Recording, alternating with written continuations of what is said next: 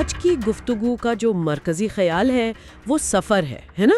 एक तरफ तो जहान का सफ़र है, अमेरिका का। जी बिल्कुल, एक नई शुरुआत का सफ़र, लेकिन साथ ही दो और सफ़र भी चल रहे हैं, एक जो नज़र आ रहा है और एक जो छुपा हुआ है। बिल्कुल, एक तो बारान और दिलान का सफ़र जो बज़ाहिर बहुत ही मासूम सा लगता है, और दूसरा हारून का, उसके शक का सफ़र।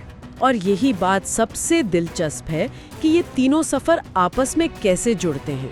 तो जहान की रुखसती से शुरू करते हैं। वो बहुत जज्बाती मंजर था।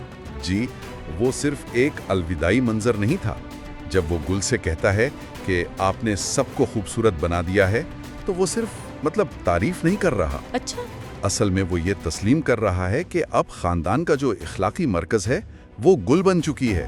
ये एक बहुत बड़ी तब्दीली है। और फिर गुल को उसे माफ कर देना, ये भी कोई मामूली बात नहीं थी। एक तरह से उसने बिल्कुल, उसने माजी का एक बाब ही बंद कर दिया। तो जहान मुस्तकबिल की तरफ निकल गया एक साफ स्लेट के साथ। चोक हो रही थी तौलिए पर, स्वेटर पर, वो सब बहुत हकीकी लग रहा था। हाँ, वो एक पुरसुकून माहौल दिखा रहा था और शायद इसी सुकून की वजह से वो आने वाले खतरे से बिल्कुल बेखबर थे। और इस खतरे की शुरुआत कहाँ से होती है?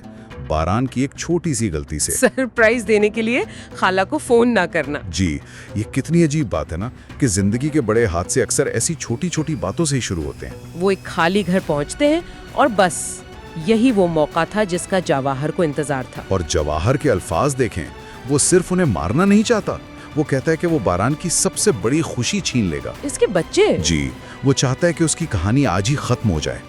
ये इंतकाम की वो नफ्सियात है जहां मकसद सिर्फ जिस्मानी नुकसान नहीं बल्कि उम्मीद को खत्म करना होता है।